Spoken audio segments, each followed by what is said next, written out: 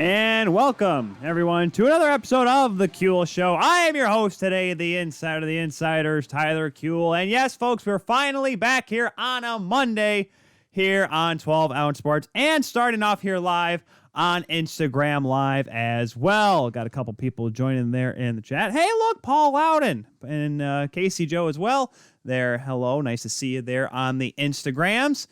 We got a lot to get to today here, ladies and gentlemen. Not just because of the fact that we got playoff talk. We have a signing. We have two signings, actually. Now, granted, these are not game changers and not blockbuster deals yet, but we have movement with the signings and stuff. It's interesting. It's kind of fun, and, you know, it makes it a little bit more interesting just not talking about just the four teams that are left. Also, we're talking about some stuff that's going on, some more awards being handed out, some award nominees being named as well. Hey, look, it's Cooper. Hey, Cooper's on Instagram. Yeah, good for him. Hi, Cooper. Nice to see you. Can you come pick up my Davenport ID card finally already? That'd be nice of you. Thank you. I have to let him know that every day. He probably just tuned out. It's okay, Cooper. We love you. Also, we're going to get into, that's when we're starting off today. That's why we're on Instagram Live to start off. We're going to be talking about the Islanders and Lightning Game 5 tonight. 8 o'clock puck drop. Not a do-or-die game, but a game that puts one team closer to the Stanley Cup Finals. Now, that is also how the other series between Montreal and Vegas is going. However, that's not till tomorrow night. So we're going to start off with that first. But, we have to we thank our awesome sponsors here on 12 Ounce Sports, because I'm going to let you guys know, because you're watching us on YouTube, Twitter, Facebook, or Zingo TV, channel 761. Make sure you use the promo code 12ounce. That's the 1, the 2, the letter O, and the letter Z or Z for you improper English users. Sign up for free on Zingo TV. And, of course, as always, we got to thank our amazing sponsors, mybookie.ag down there in the corner. And, of course, people on Instagram are like, what do you mean in the corner? If you watch on 12 Ounce Sports, there's a MyBookie logo down there in the corner. Here on TKS, that's how it is. Anywho, yes, we're on there. MyBookie.ag, use the promo code 12 Ounce Sports to win and get paid on MyBookie.ag. The basketball, the semifinals, the conference finals are set to get underway. One already did. Phoenix Suns already up 1-0 on the Clippers.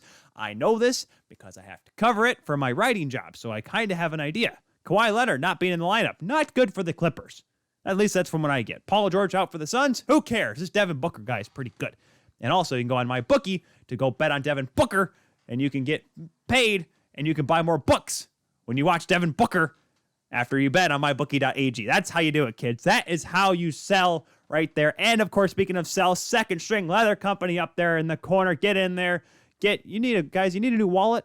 Do you need a new wallet there on Instagram? Good. Go on secondstringleather.com. You need somewhere to put, like, your trinkets and your rings and all your stuff on your nightstand next to your bed? Go on secondstringleather.com. Need a cool shirt? Hey, it's getting a little chilly outside here in Michigan. Kind of feeling like spring and fall. You need a sweater? Need a toque? secondstringleather.com. Hashtag crafted from the crease. Get all your awesome swag and awesome gear from secondstringleather.com. Now, like I said, we're going to talk about the playoff series today. We'll talk about later on. That'll probably be an hour. So I'm trying to think. The second hour, we're not going to go the full 2.5 hours on the Monday like we usually do.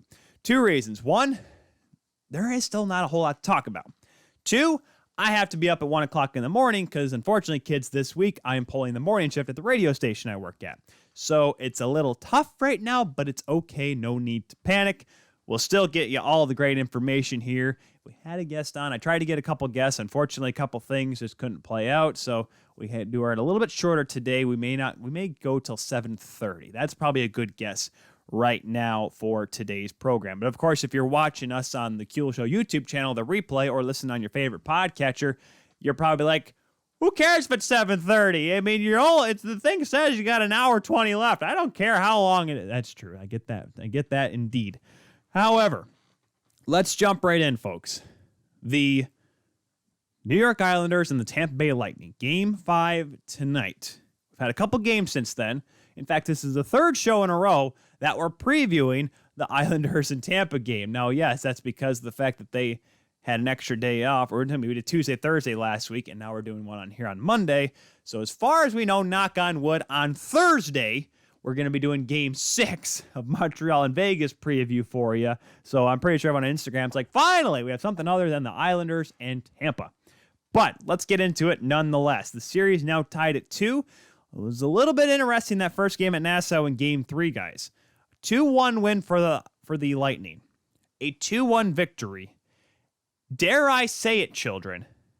The Tampa Bay Lightning out-Islanders the Islanders. Does that make sense? Let's get you what happened. Yanni Gourde scores his third of the playoffs in the first period. Cal Clutterbuck ties it up early in the second, but not shortly long after. Braden Point, not on the power play, but right after it, scores a beautiful goal while falling down. Ends up being the game-winning goal late in that second period. And it's a 2-1 game going into the third period. But hey, the offense is picking up. There was a glorious amount of chances in the first period, just like there was in the first two games down at Amalie and Tampa. So it's going to be the same thing again. It's going to pick up and things are going to go crazy. The Tampa defense, which is not nearly as good as it is this year, it's not as good as it was during the Cup run last year. And I know it's kind of weird because they really only lost guys like Luke Shen. They lost, of course, Zach Bogosian to the Leafs. So you're telling me, Tyler, but they still have Sergachev and Hedman and Cherinak. So what's the big deal? By the way, shout out to Eric Cherinak for pretty much giving Cal Clutterbuck that goal, that tying goal in the second period. But Tyler, what do you mean that the defense is not as good? It just doesn't seem as deep as it was last year. However, they only hold the Islanders in that third period to 8 shots on goal, a team that is trying to come back. And the Islanders, who have the most goals in the playoffs, were only held to 8 shots on goal when they were trying to tie the game. Now you wonder almost how is that actually going to play out? But Vasilevsky made a couple of saves, didn't have to make too many tough saves, and Tampa went up 2-1. And after that game, I was saying to myself, does Tampa know? I mean, Tampa knows how to win, and we've always joked about it. They know how to win every way. They can fight you, they can beat you, they can outscore you, and they can outdefend you. But when it's the Islanders, a team that is known and synonymous and has grown with this reputation of being a team that is so good defensively, who's going to stop them? Well, kids, guess who stopped him? The Tampa Bay Lightning, the defending Stanley Cup champs, for a reason. So now they come to Game 4. The building's still out at Nassau. Fans like, all right, we can't let this be the last game here. We need to have at least a Game 6. That's what it seems like at this point if you're an Islanders fan. Whether or not you make it to the finals is almost irrelevant. It's more or less just, let's just keep getting games here. Because like I keep mentioning, this is the last season at Nassau Veterans Memorial Coliseum in Uniondale.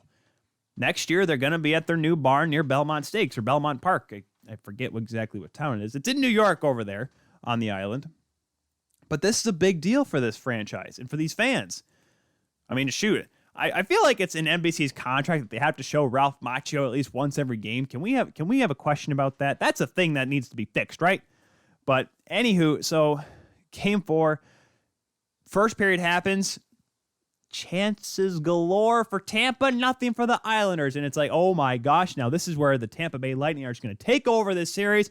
They're out-chancing the Islanders. The Islanders can't get anything going. Semyon Varlamov looks like Denny Lemieux from Slapshot down there. At one point, the shots were 17-4 by the early stages of the second period in favor of the Bolts.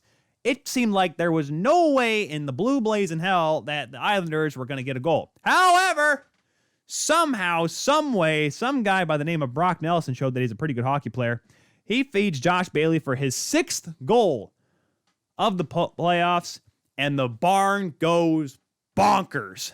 That second period, the Islanders stormed back in such a way that I didn't even believe was possible. They outshot Tampa 17-9, the same Tampa defense that only held them to 8 shots in the third period in Game 3. Now 17 shots, more than double that because I can math, more than doubled in the second period. They continue that. Barzell scores his 6th, makes it 2-0. All right, the crowd's going nuts there at Nassau. They're believing. And then all of a sudden, Matt Martin, of all people, gets his first of the playoffs.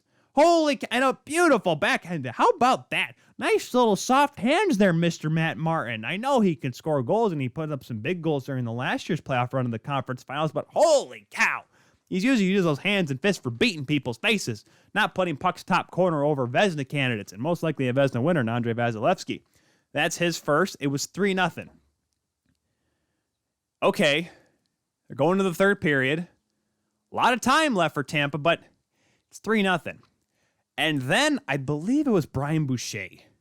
They were talking about the bottom six for the Islanders. And they said something along the line. I believe it was Boucher. It was Boucher or Olczyk. I'm not sure. They said you need those kind of guys in a best of 3 series, implying that the Islanders had this game in hand.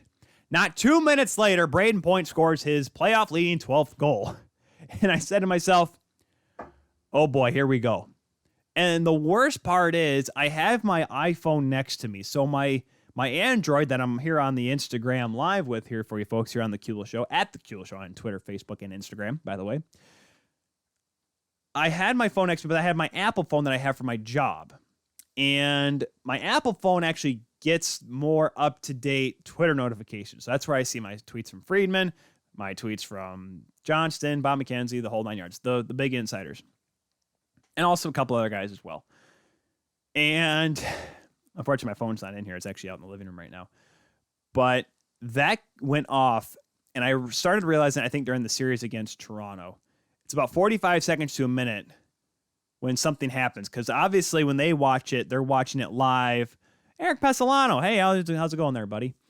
Colorado fan, unfortunately. At least his team made it to the second round. But, yeah, no, it was tough because I figured out that if my phone went off, usually someone scored. Because they're watching it on satellite. I'm watching on Hulu. I'm watching it streaming. That's not a cheap plug. That's how I watch it. So it's a little behind compared to you awesome people that pay a crap ton of money for satellite or cable TV.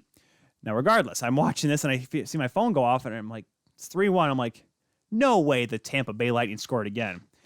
Eric Pesolano's crying right now. It's okay, Eric. It's okay. At least your team actually, like I said, they made it to the second round and they lost to a good Vegas Golden Knights team that almost lost to the Minnesota Wild. It's okay.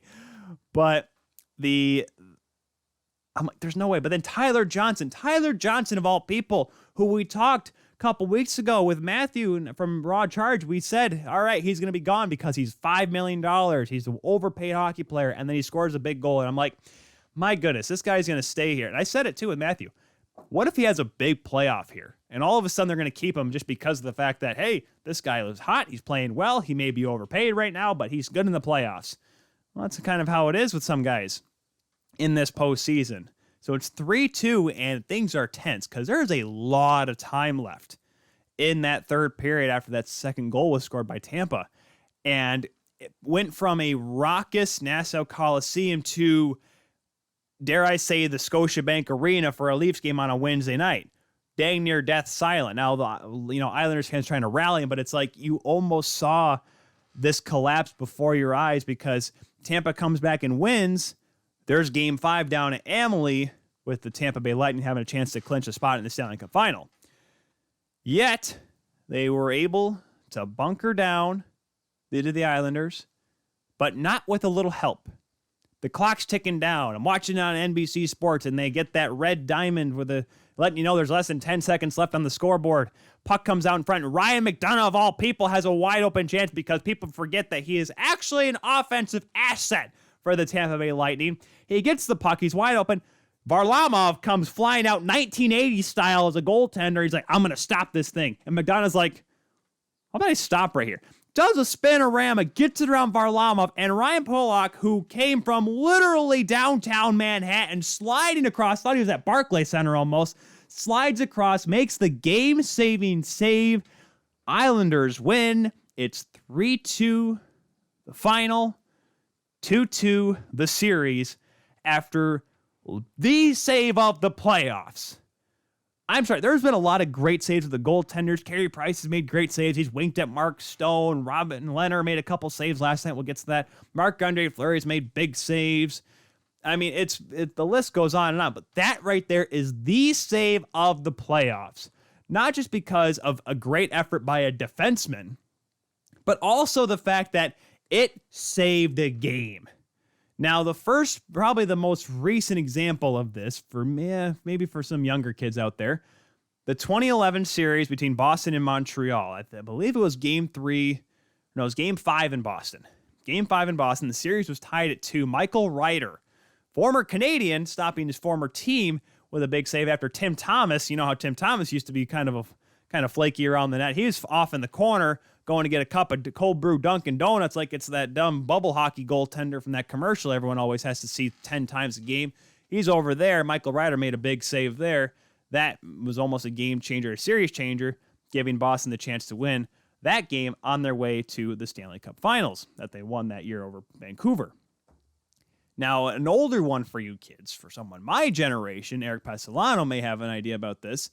Speaking of Colorado, Nicholas Lidstrom in the 97 conference finals, Mike Vernon gets caught out of the net because Mike Vernon had to challenge shooters because he's literally as tall as this Pooh Bear stuffed animal that I have next to me.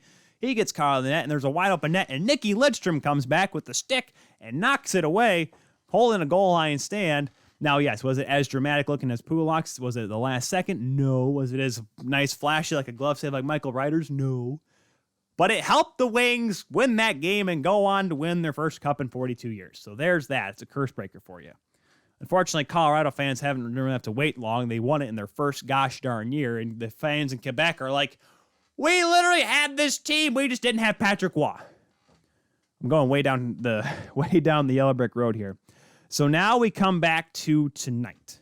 Game 5 back at Amalie down in Tampa. Now, I don't know what the weather is like in Tampa, but the ice is going to be garbage because it's Florida. It is soft. I was in Dallas when it was 75 degrees and humid, 80 degrees and humid, and even in a public rink. The barn was warm. The ice was soft. It was slushy. Eric Passolano, I still have nightmares about Lidstrom. It's funny. Eric says that.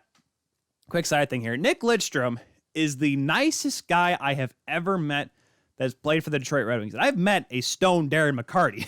So let's put it that way. But Nicky Lidstrom was so just even keel, just so cool with everything. However, Eric, you'll probably love this story. I went to a game. It was San Jose, Detroit, Hockey Day in America. My aunt and uncle, my Canadian uncle, his son has season tickets along right next to one of the face-off circles in the Red Wing zone, so where they defend the net twice. And so right literally on the hash marks, Nick Lidstrom is lined up on the face-off. It's coming back from a TV timeout. He's sitting there on the hash marks up against the boards, and this was his last season. And for some reason, I don't think he intentionally locked eyes with Alex and I, because Alex was there too. I don't think he did it on purpose. But he looks over, and it looks like we're looking at him, and I gave him the one more year, and he's just staring daggers through my soul. I have never been so intimidated by a guy that I thought was the most calm person in the world. Like, he was terrifying to look at in that moment. Play went on, and everything was hunky-dory from there. But I always remember that with Nick Lidstrom, like, because I met him, I've had my mask signed by him. There's a picture my dad has somewhere of it. Because I actually played against his son, because his son played for Novi's travel hockey team. We played against each other all the time in tournaments, and I actually got to meet him. And he's a really great guy, fun guy to talk to. I was able to talk to him for a minute before I, got too red in the face, blushing. But there's my Nicholas Lidstrom story. But just it was such a funny time. Anyways, back to the Islanders and Bolts. Game 5 tonight. Ice is going to suck, like I said. If New York wants to win. Now, yes, they have shown that they can win in Tampa. They won game 1. They were feeling pretty good.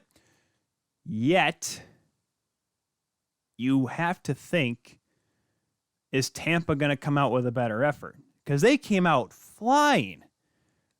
Eric Passolano met Chris Pronger in Anaheim. I feel like, Chris Pronger. Eric, Eric, if you ever want to do something, go look on the Kuhl Show Twitter page, at the Kuhl Show, by the way, and check out good buddy Tate Harris's story about Chris Pronger in Windsor. It's a pretty funny story. It was one of the shows I did while I was down in Dallas talking with Tate. So this game tonight's going to be a fun one.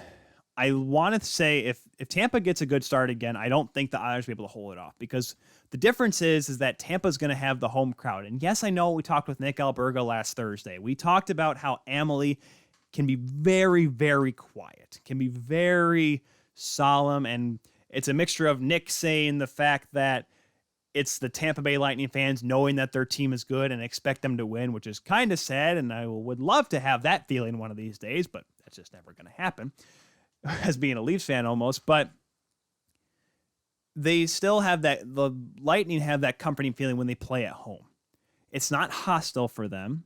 It's not hostile for the other team either. However, if the Islanders were to get shelled in their own zone like they did for 25 minutes, as they did in Game 4, it's going to be harder for them to come back from that because they don't have the fans at Nassau Coliseum chanting Varley, Varley for Varlamov and getting that up. They don't have the power of Ralph Macchio, the Karate Kid, in the crowd cheering them on because apparently this one person of the 13,000 you have there is the biggest fan ever. I guess. I don't know. I guess, hey, he acted in 3 movies and he's doing a Netflix show now. He's got to be popular. I'm sorry. Yes, The Karate Kid's a good movie. However, Ralph Macchio is the bad guy. I won't let anyone tell me any different. Anyway, so Tampa's going to play well tonight, but if the Islanders can get that first goal, that's going to be the game changer in all of this because it's an old cliche. If the road team scores first, they're going to be feeling good and they have a better chance to win. However, it's going to be so important because the Islanders then can taste it. Because when you have a lead in a Game 5 where the series is tied at 2, I don't want to say you play antsy, but you play determined to get it over with because you don't want to go to a 7th game. While it is in Tampa, you don't want to go to a Game 7 against the Lightning. I'm trying to think of how the Lightning have done in Game 7s in the past. I know it's not a great record, but it's a Game 7. Anything is possible. You don't want to let that get into your head. So if you're the Islanders, you're going to come out and play as hard as you can because you'd rather get it done. And oh my goodness, could you imagine if they won, they clinched a spot in the Stanley Cup Finals on home ice at Nassau? Oh my goodness, that barn will be literally people be hanging off the rafters. It'll be crazy. So I think that's what's going to be in their minds. They're going to come out hard.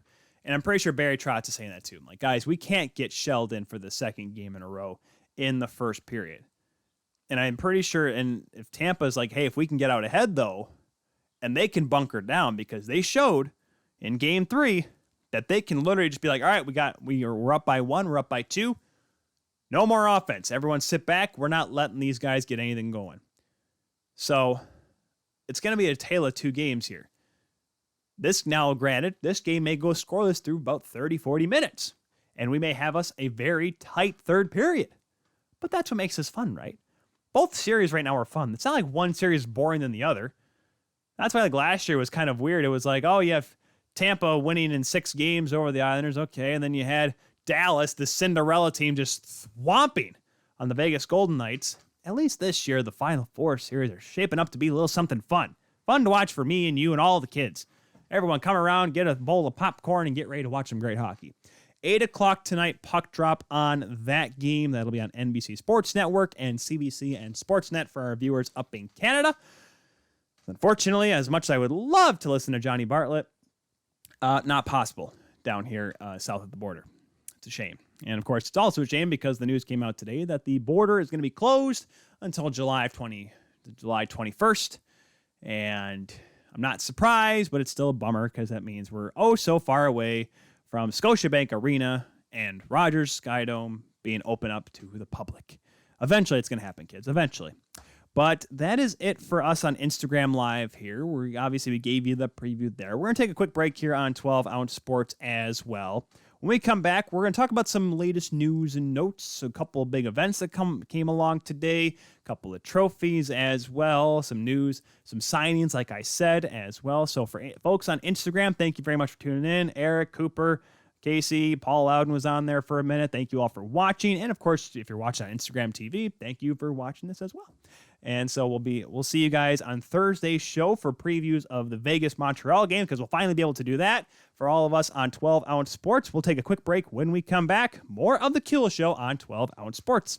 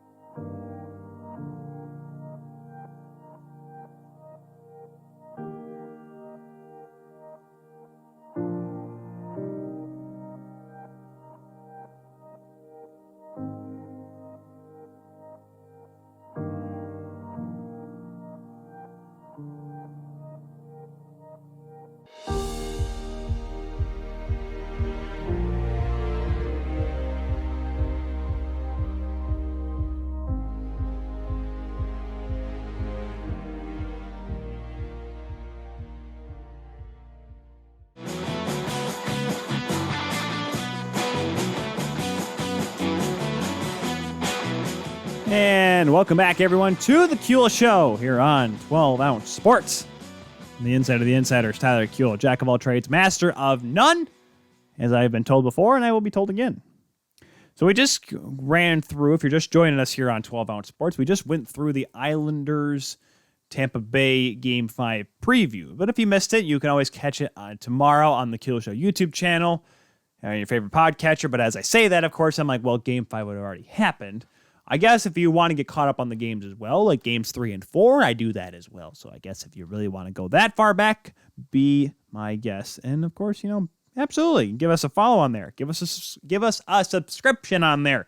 Subscribe, hit that little bell thingy so you get whenever the latest episodes get uploaded onto the YouTube channel. That's literally what I'm going to do tonight because I have to get up early, and I would say ass crack of dawn early, but unfortunately it's hard to do that when sunlight is not even coming across the ocean when I have to get up in the morning.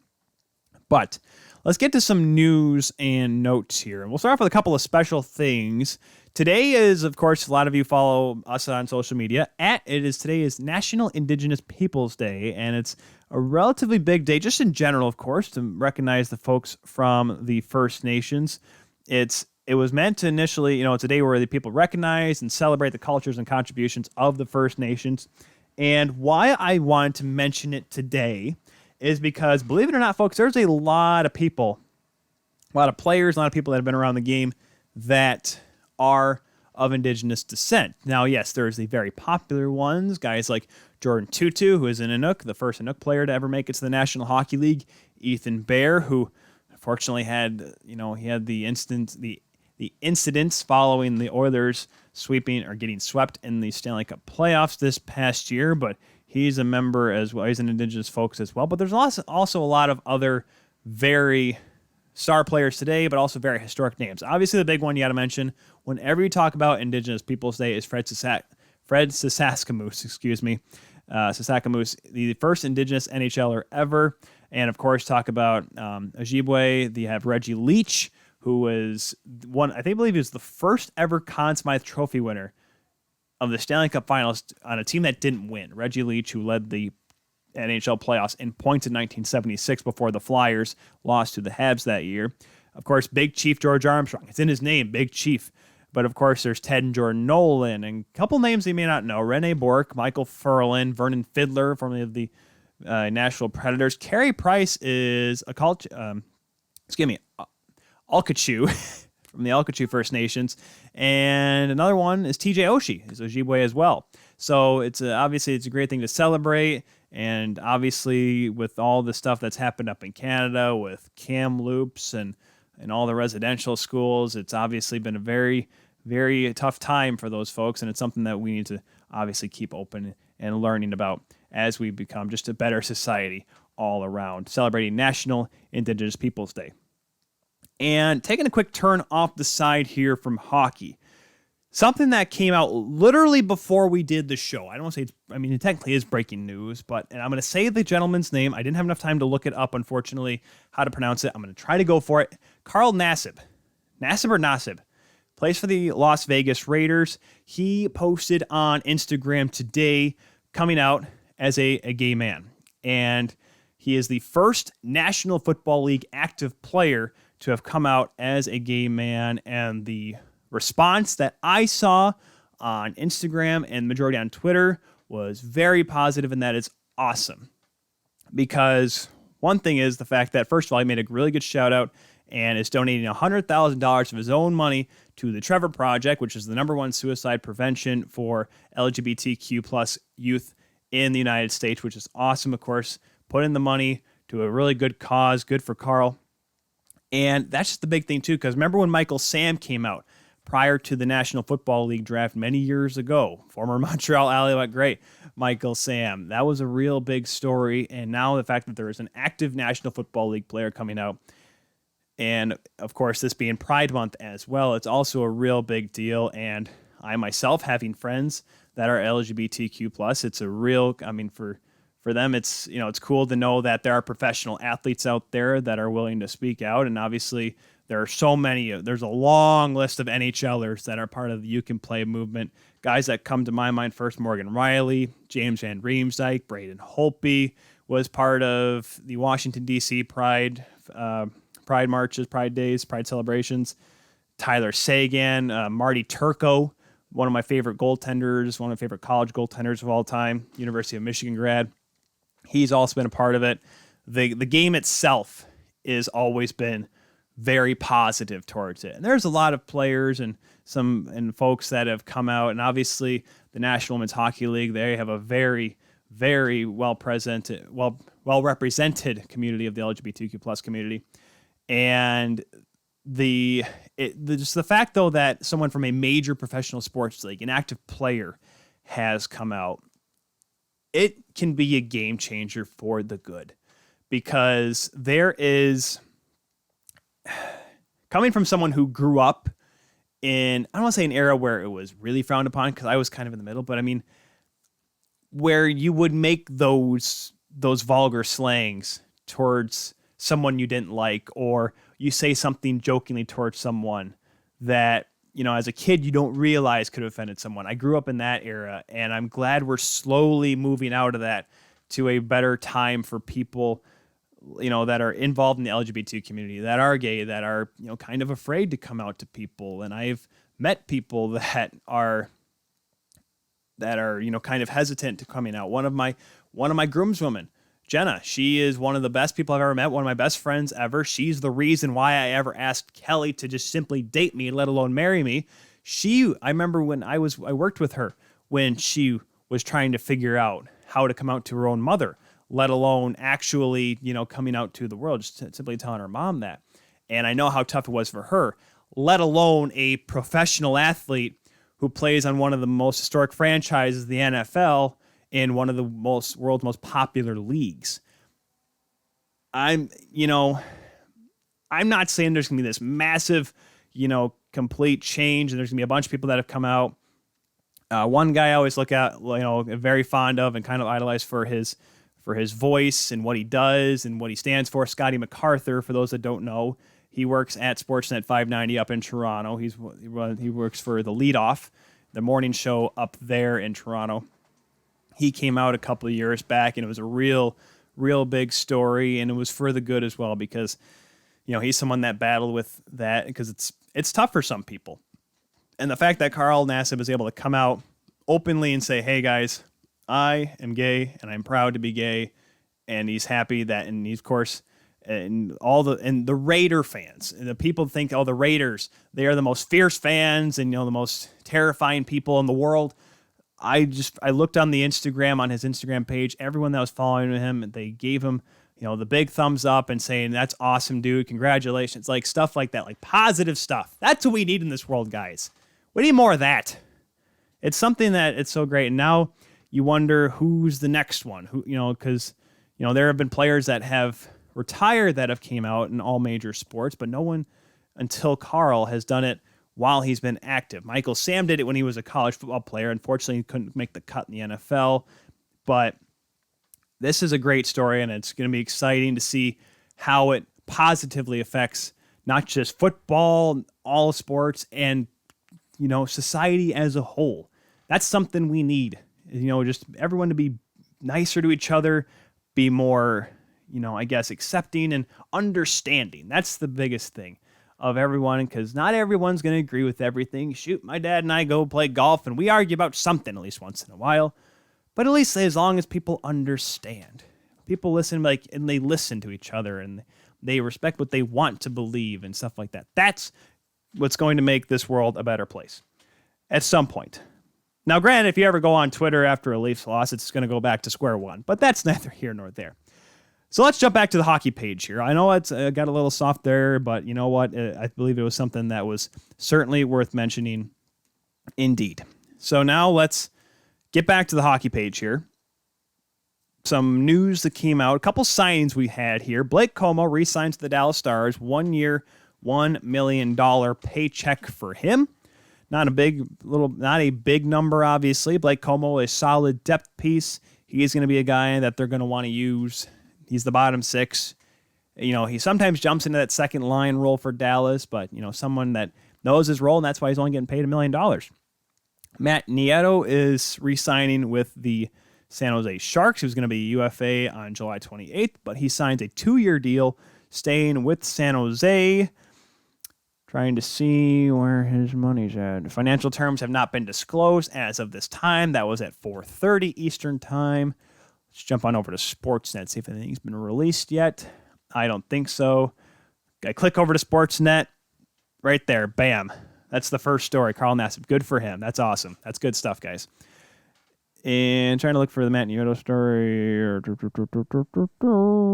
Nothing else. So 2 years, undisclosed number. Let me jump over to the Cap Friendly page here. Once again, Cap Friendly, trying to save my butt. Oh, 850. There we go. Cap Friendly's on it, kids. 850 for 2 years. He was on a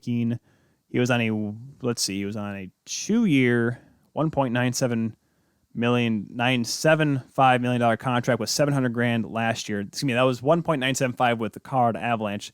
Last year it was making $700,000. Gets a little bit of a pay raise now for the next 2 seasons. No performance, no signing bonuses with the San Jose Sharks.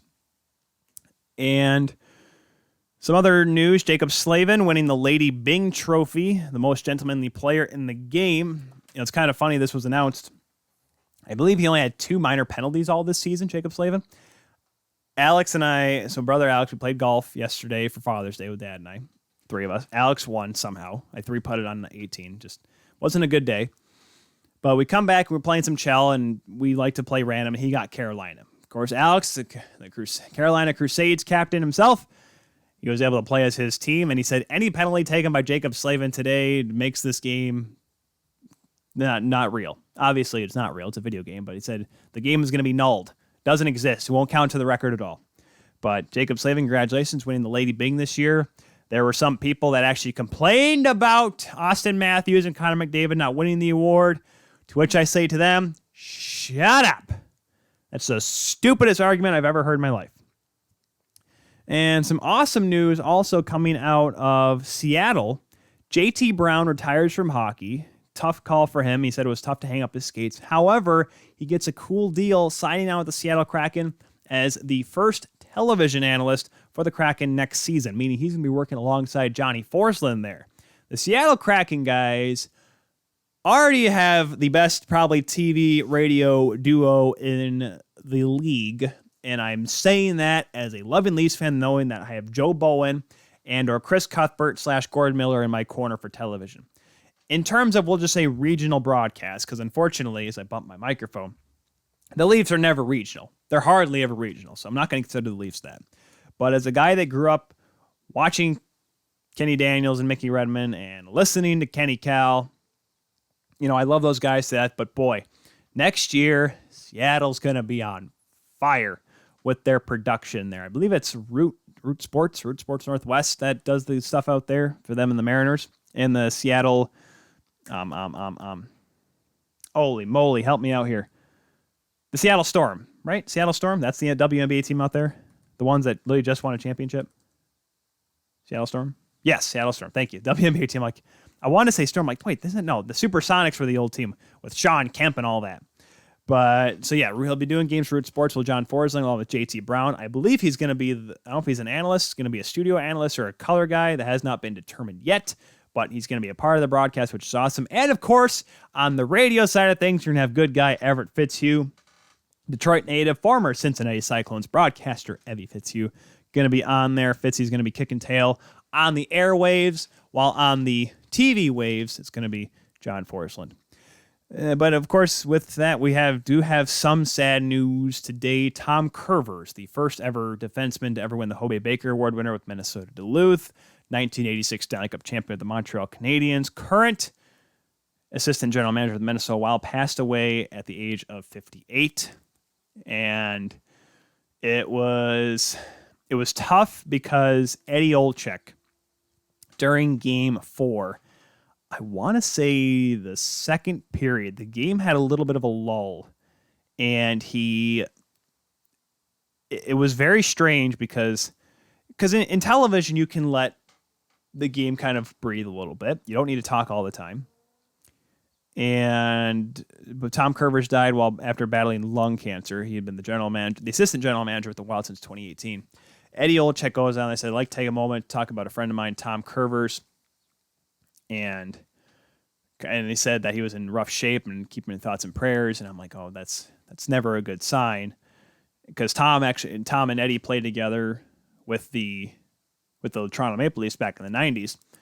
Curvers actually was involved in the trade that sent Wendell Clark back to Toronto. Curvers went to the Islanders.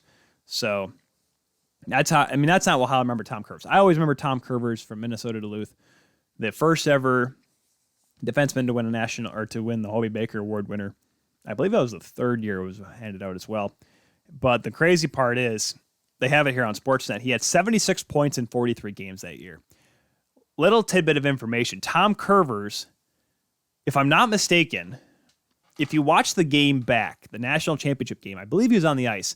That was for the famous 4-overtime game between Bowling Green State and Minnesota Duluth, where Bowling Green won in 4 overtimes. Now, it's not the longest game in the history of college hockey, because back then, kids, they only played 10-minute overtimes.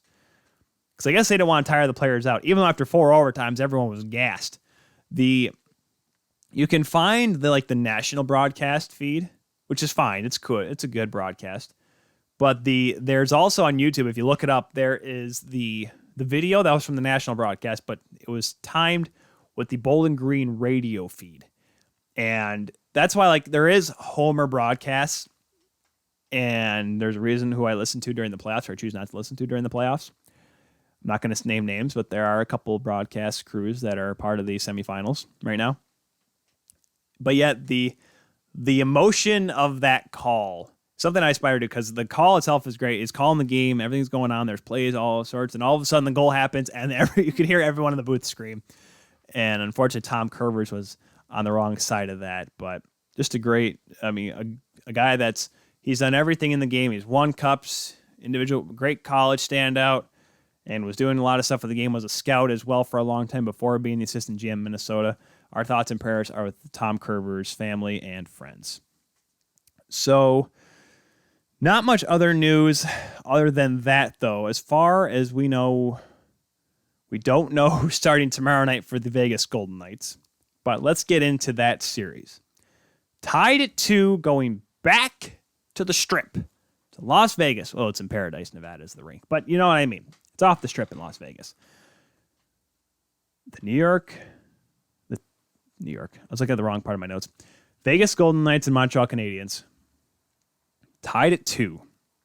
This series should not be this close on paper. We talked about it with Nick. It should not be this close. Yet, here we are. Montreal took a 2-1 series lead after winning Game 3, 3-2 in overtime. If you haven't seen it yet, if you don't know, then you clearly live under a rock. Marc-Andre Fleury, a horrendous giveaway late in the third period. Tries to backhand it, goes off his own skate, jumps out in front. Josh Anderson, who has not scored in 13 games. Guys, he's been more snake-bitten than Macho Man Randy Savage was when he was in the feud with Jake the Snake Roberts. That's how bad it was for this guy. He gets a gift wrapped in a bow, put under the Christmas tree, and even given to him on Christmas Eve before the day itself. Ties the game at 2. They go to overtime. Early on, Anderson happened to be on the ice. Puck gets flipped ahead, and all of a sudden he knocks it down.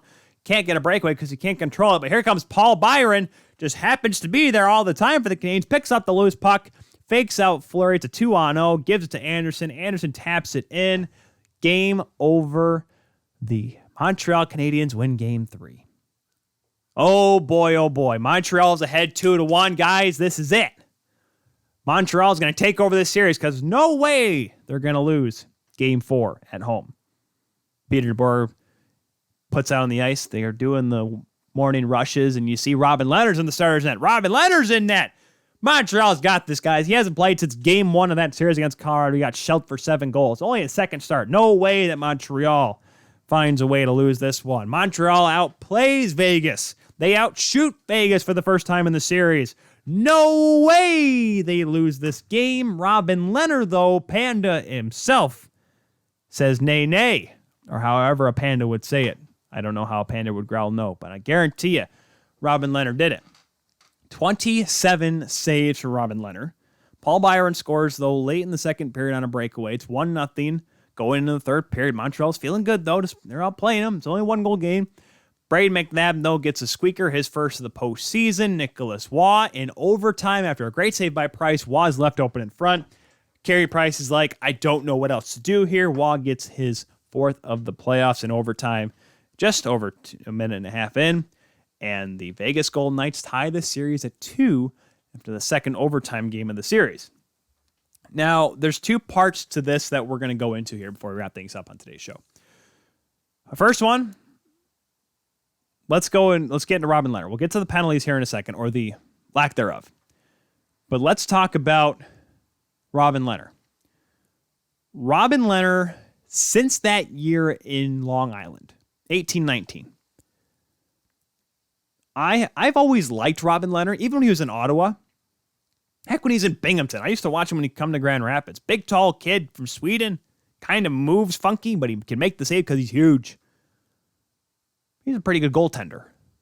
Okay, this guy's working out pretty well. Let's see how he does in the NHL. Goes to a decent Ottawa team. Gets moved on to Buffalo, though. He's going to be a starter there. He plays for a crappy Buffalo team.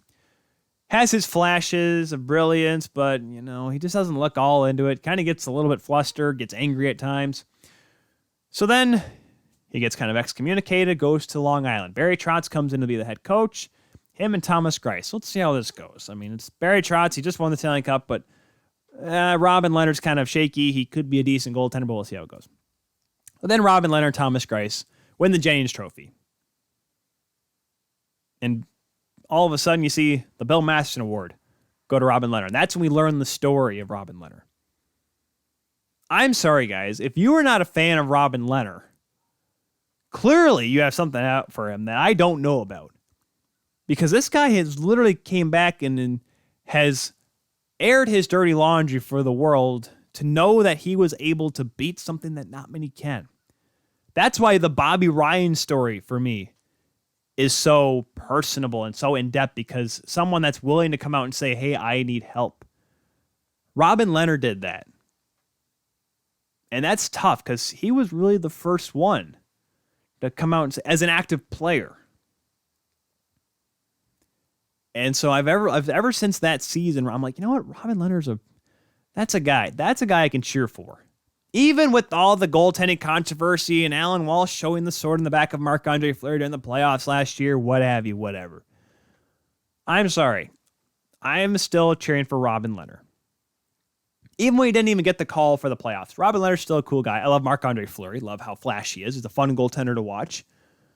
But I'm still going to go for that guy. If Robin Lehner gets in there, I felt bad for him during that first game against Colorado because I knew he was going to get lit up. It was going to be ugly, and it was. So he gets to start in game 4, and I'm just like, you sure? But that first period, when the Canadiens came out like the Flying Frenchmen, they came out buzzing, getting chances. And Lehner stood tall and made some really big stops in that first period. And I said to myself, oh boy, this is gonna be crazy, because Lehner was making these big stops. Yeah, he got beat on the breakaway by Paul Byron, but he held his team in it. A Vegas Golden Knights team that has hardly been outplayed this year. Even when they played Minnesota in that 7-game series, I couldn't tell you how many times they were knocked out or they were really kind of out of a hockey game at any point. Yet he stood tall, made some big stops, and of course the post-game presser revealed a little bit. He said he went to the rink 2 hours early to, paraphrasing here, just for the sake of everything, what he said I came in 2 hours early so I could read Twitter and get fired up after listening to all the stuff or see all your stuff to get me fired up. He said other words that I can't say here on this program. But the crazy thing is, when I heard that, I was like, that's Robin Lehner. Because Robin Lehner's always been so open. Remember, he came out talking about how the league's COVID protocols were wonky with teams that have already been, vaccinated or whatever, which we'll get to here in a second with the COVID issues in this series. But that's my point, though. He's always been a very open guy with everything, which is makes him, maybe that's what rubs people the wrong way because he's so open about it. But he comes out and says, I just wanted to see all the stuff that you guys have been saying about me, talking crap about me, gets me fired up. And then he has a great game. Like, that in itself is awesome because it shows you that he does have that kind of demeanor where he can kind of go out and say, hey, you turduckins, I know what you said. Now I'm going to show you that you're all wrong. And he did.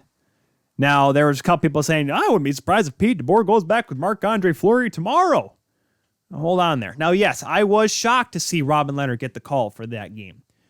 Because I'm like, man, is a goalie gaff that bad? Now, yes, Ty Conklin had an awful gaff in the 06 playoffs, and we never saw from him again. We saw UC Marketing because Dwayne Rollison got hurt, and yes, that was the end of the Oilers' run that year to the playoffs.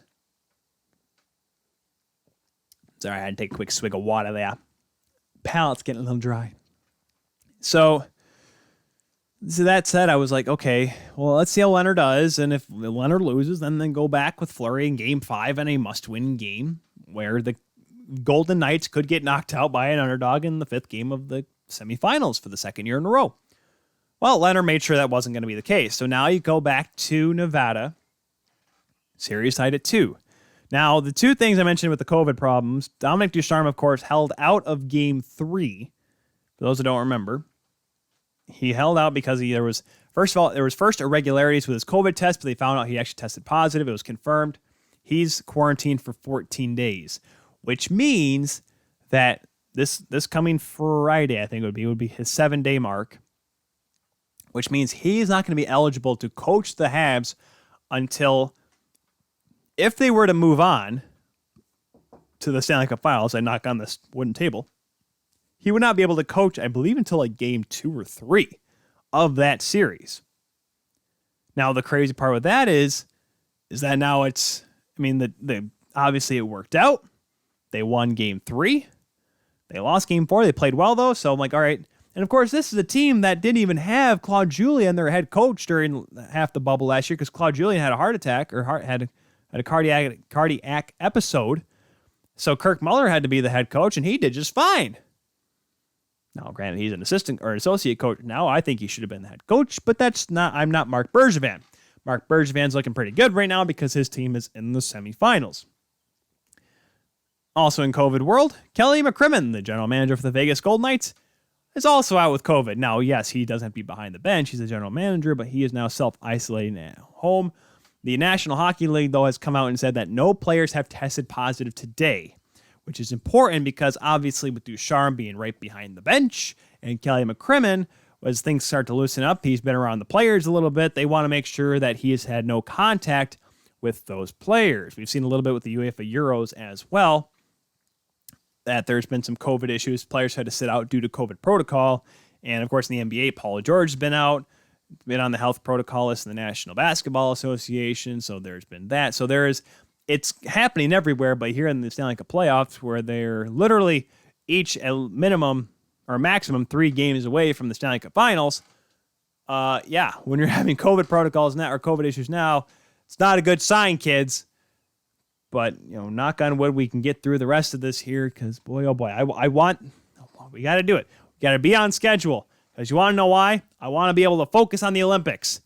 I don't work for NBC, guys. I'm just saying I love the Olympics and I love just sitting down and watching them all day, not having to worry about anything else. And, be still my beating heart. I just refreshed Twitter there, and Sportsnet, they posted about their story about Carl Nassib coming out, and Scotty MacArthur came out and retweeted it saying every person who does this removes a brick from the wall. Let's keep tearing it down with the pride flag. And oh man, it's awesome. Like I said, the support is amazing. It's what this world needs. People that go at it like that. That's awesome. I love it. I love it. I love it. I love it. So, all right, back to Habs and Knights. So Game 5 tomorrow night, 9 o'clock puck drop. Won't be able to watch it. I'm sorry. I listened to I think I fell asleep during the second period. I was listening to it last night as I was going to bed. That's what I've been doing for a lot of the West Coast games, is I turn them on before I have to go to bed and listen to them, which is great because I get to listen to Some real awesome guys. I listen to the Sports USA feed, which is really good because I like having neutral broadcasters for the playoffs. I love listening to Chris King, of course, for the New York Islanders. I call it a bias thing because we've had him on the show. I think he's a fun guy to listen to. You can tell he's an Islanders fan calling the game, but it's fun to listen to him. Of course, I'm missing out on Dan Robertson because the way they do it now, I mentioned this with Nick Alberga, they take it for the NHL. You only get 3 selections if you want to listen on the app. You can listen to the Sports USA feed, which has been having John Ehlers as the television play-by-play guy for them. Anaheim Ducks TV play-by-play guy does the radio for Sports USA. He's been doing a lot with Jim Fox, who is the color guy for the Kings TV. Then you can get what I've been getting, at least in this series, is the Vegas Golden Knights, and then the French broadcast, because Montreal obviously is a split, a hybrid English and Francophone, have both broadcasters. So they took the Francophone feed, the French feed for Montreal, which is great. I can't understand it, but it's good. And then you have the English feed for the Vegas Golden Knights, and I don't really care for much for the Vegas Golden Knights feed, so I'll listen to the Sports USA feed. They do a great job as well. So I'll probably be listening to the game. Obviously, I watch it back today, and we'll see how it goes. The big thing, I think, coming into Game 5, and this is what everyone's talking about today, is the officiating. So let's dive into this here. Like I said, we're not going to go too much longer today, folks. I know it's only 1 hour so far, 1 hour into the show, but I'm sorry. Not a whole lot to go on today. I do apologize. That's why you see if there's ever a sports-centric show on radio, typically it's only an hour. Shout out to our good guys, Jeff Merrick, Justin Bourne, and Anthony Stewart there at Sportsnet 590, Hockey Central at noon. I love listening to those guys every day I get out of work, except for this week, of course, where I have to wait for them because I get out at 10 o'clock in the morning. It sucks. I mean, I get out when they go in. That's how it works, pretty much. Not obviously in the same city because I'm in Michigan. They're in Toronto. A little bit of a distance there, folks. But the officiating's been a big question. There, of course, was the hit from behind, or the cross check from behind, from Joel Edmondson knocking down William Carrier. There was Braden McNabb punching a guy in the face. I've heard this is where you literally see the division between the old school hockey thought and the new school hockey thought. And I've always been pretty much down the middle, where unless a guy gets injured, Mark Scheifele running over Jake Evans, even if Jake Evans was able to get up, that's a dirty hit. But when there's cross checks in front of the net and there's pushing and shoving after the whistle and bumps and shoves and wrestling matches and hog ties and headlocks, I'm okay with that sort of game. I'm okay with that because that's how the playoffs are. And, but Tyler, that's your boomer side of you saying, get your cane out, you old fart. Well, listen, I don't mind it. I like the tough hockey. I like the tough form of the playoffs. I don't like to see, because this is when whenever someone comes up to me and says, I want to see where guys just can't tee off on each other, where they're supposed to rub people off the puck or whatever, and the game is less dangerous. I'm like, have you ever watched a beer league hockey game? Go in on a Wednesday night to your local rink, watch an adult league game. That is hockey without hitting. And even then they end up running into each other. And when people say, but the game will be faster. No, because the game will slow down because people will be afraid to hit each other. That's why I'm okay with you seeing the playoffs. Now, yes, if you see a guy brain somebody or elbow someone or high stick someone in the face, like Corey Perry got his face smashed in at the end of Game 3 in overtime, yes, that is a problem. When there is possible injury at stake, yes. But when guys start cross-checking each other at the side of the goal and, hard hits in the corner that are clean, I'm sorry, that's part of the game for me. I don't have a problem with that. I have a problem with a guy getting whacked in the face and no call. I have a problem when there's a cross-check down in front and there should be a call there. But I'm saying like stuff after the whistle, the extracurriculars. That's how the playoffs are. It's tough hockey. But look at UEFA, Tyler. Listen. If you're ever going to try, there's some people that say, I'm like, they still call fouls and yellow cards in the European Championships. Yes, but the refs suck. The VAR is inconsistent. If you're going to start getting into football talk, real football, not American football, real football talk with me, I can tell you the refs are just as bad there as well. Refs are bad everywhere. It doesn't matter what sport you play. Baseball umpires, awful. NFL referees cost the New Orleans Saints a chance to play Tom Brady in the Super Bowl. We had to watch the Rams play. You know how boring that game was? It sucked. The only thing good about it was the post game when the game was over. That's how bad it was. Not even the halftime show could have saved it. Couldn't even told you who did the halftime show that year. That's how bad it was. The Masked Singer debut that came on after that football game was better. But Major League Baseball umpires are awful. NBA refs are horrible sometimes. Like the NHL refs, yes, they're the best league in the world, the NHL is. Yes, the refs are not the best. They're human. They make mistakes. There's never going to be a perfect game. Heck, look at game 2 of the Islanders and Lightning, where Andre Palat scored the goal with 7 people on the ice. When Braden Point got knocked into a goaltender, but he got a penalty. It's going to happen forever. And someone says, "Hey, Dad, how's it going?" Dad jumping in here on the chat. Do I tell Dad that we're not doing a full 2.5 hours today?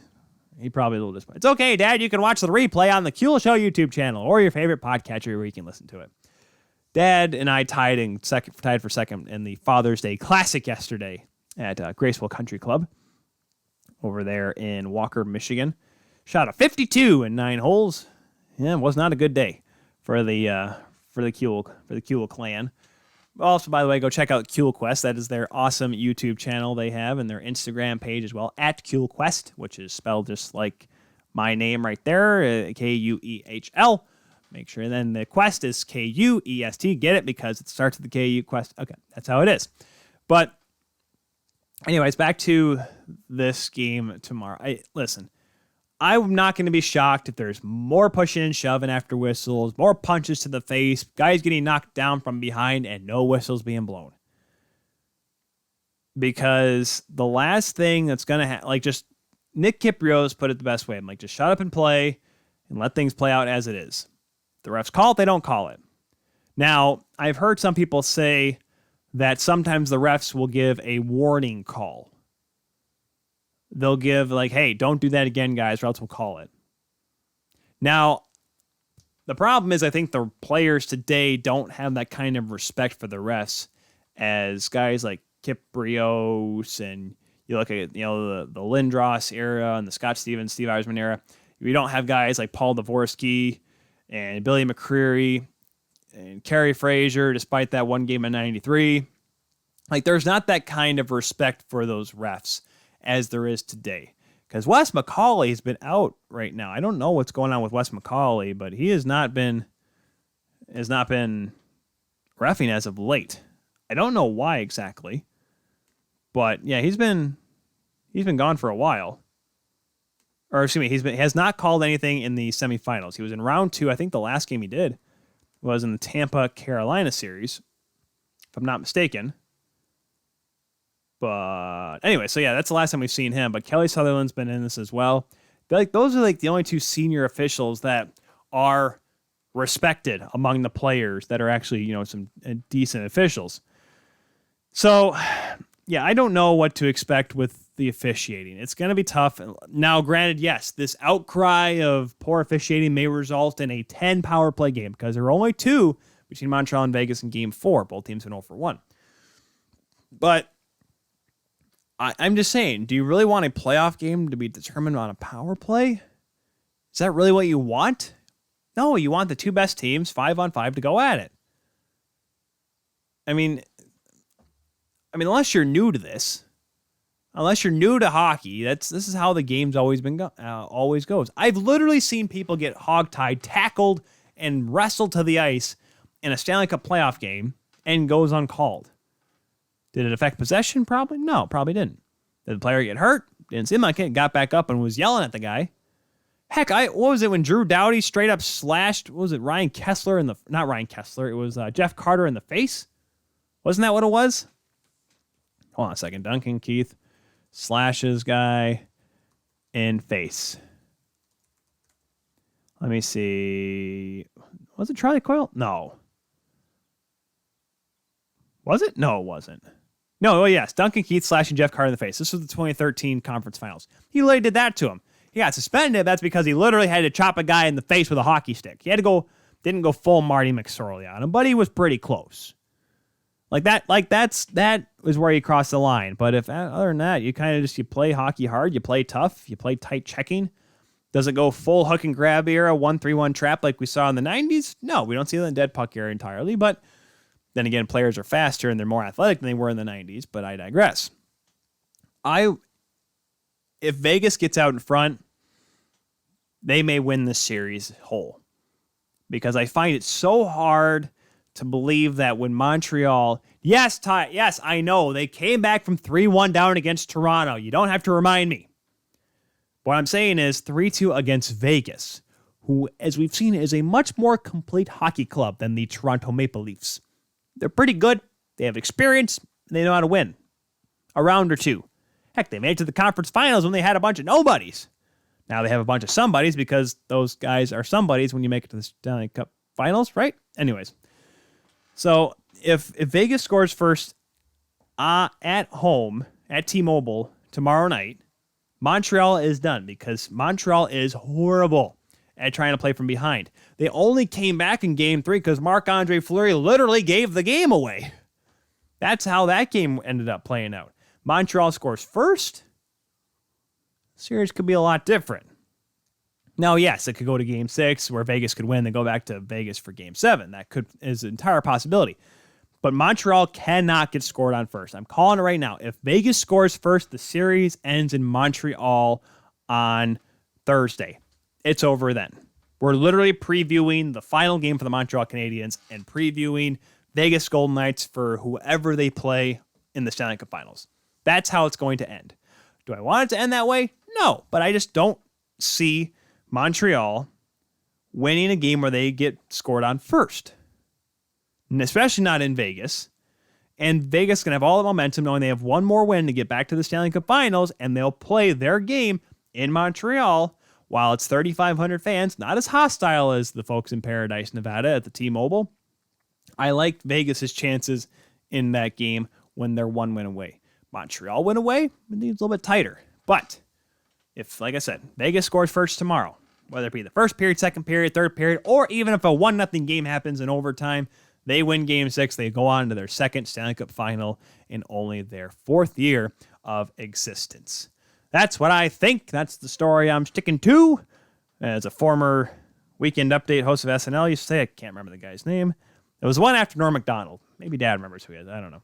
But that is it, though, for this Monday night edition here of The Kuehl Show. As always, I am your host, the Insider of the Insiders, Tyler Kuehl.